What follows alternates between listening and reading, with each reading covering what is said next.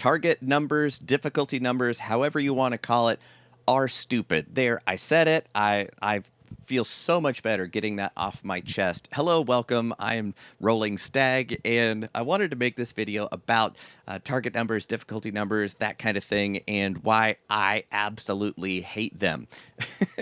So there are a bunch of different approaches to this issue, but the general idea is that okay, we're playing a game, we have to have some rules, some ways to evaluate whether we do the thing or not. So okay, cool, let's just hit a target number. And usually when you're playing, you've got the dungeon master, the game master, whatever you want to call it, and then they set the difficulty for, oh, this is a real difficult one. You got to get 15 or better or whatever. And then you roll and then you do it or you don't. Okay, cool.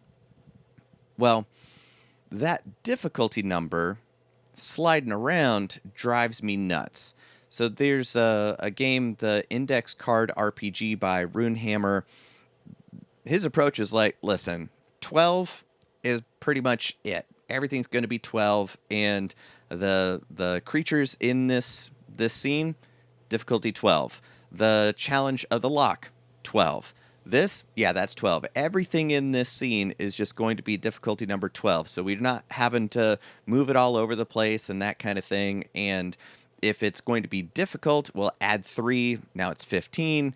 Or if it's easier, then, okay, -3, so it would be 9.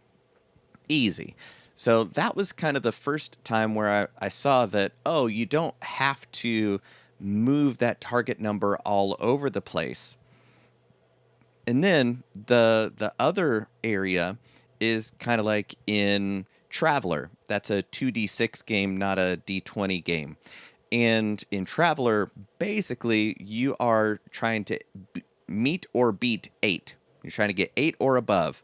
So 2d6, 7 is the most common, and then one more, okay, you're going to try to beat 8. So since it's a skill-based thing, well, since 7 is so close to 8, they are saying, okay, if you don't have the skill, then we're going to have a -3 to the roll. So if you rolled 7 but you don't have the skill, it'd be 6, 5, 4. Okay, so you got 4. Oh, that's nowhere close to 8. You're done.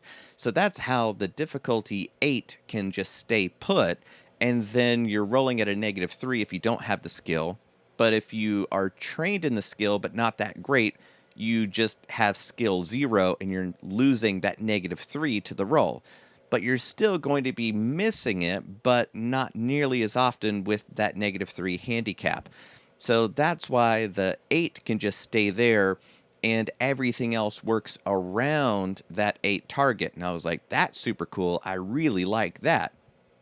But then, you can look at my other videos about roll over, roll under, and doing math, and even though you're just adding those two together, the +1 skill or skill level 2 to the roll, well, is that really just adding a 16.6% chance of succeeding every time you add one skill level, or is it different? Like, what are the percentages? Well, since we're working with percentages anyway, D100 is a really cool way of doing things. Then on top of that, your skill of the D100, say 64, is your target number. So now the Dungeon Master isn't having to come up with the target number every time that something happens. It's more of a, you're trying to pick the lock. Okay, what's your lockpick skill? 72? Great. Roll within your 72% chance of success, and you're successful. Easy. The Dungeon Master doesn't even need to know what your skill level is with that. The player knows without having to check anything. So your character can have skills that vary and abilities that vary all over the place, and the Dungeon Master doesn't even need to know. They just go, this is that kind of skill. Roll for it. So what's really neat to me is that a D100 game, roll under, means that nobody needs to worry about the difficulty number. And you're not just making it up on the fly. you can still have the plus 10 or plus 20% chance of, okay, this is a more difficult situation. So whatever your skill is, it's going to be 20% harder to be successful. So again, the dungeon master doesn't even need to know what your skill level is. It's just like, okay, you're rolling at a negative 20. Or this is a whole other thing. You could add it to the bottom end. I might make a video about why that's better in my brain. But yeah, this is basically just to say that um, I hate target numbers. I hate it because also playing alone, playing solo, I'm the one making it up. And, in high school, my best friend and I, there was this class, just one of the worst classes ever.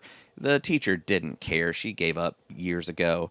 But basically, she would say, all right, pass your papers, pass them to somebody else, and we're going to grade papers.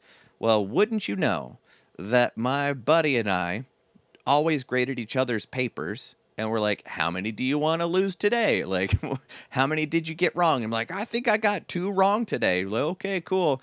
And then as we all checked the papers together, we would just say, yep, you got that one correct, and circle the right answers for each other. Right? Like we just gamed the system, and we were making up how many we got wrong so that we weren't always perfect. But that's kind of how it feels to set a difficulty number for myself when I'm playing solo. So that's why the difficulty numbers feel goofy playing solo or with a group. And that's why the D100 skill based games sidestep that entire thing. And now I don't even need to think about it because the targets are the skills and it's all just baked in there, which is why I've now come to love the D100 roll under system because of avoiding all the, well, I don't know what adding 1 die to my pool actually does to my chances. Is it really that big of a difference? I don't know. So let's just make all the percentages and then get rid of the difficulty numbers. That's cool.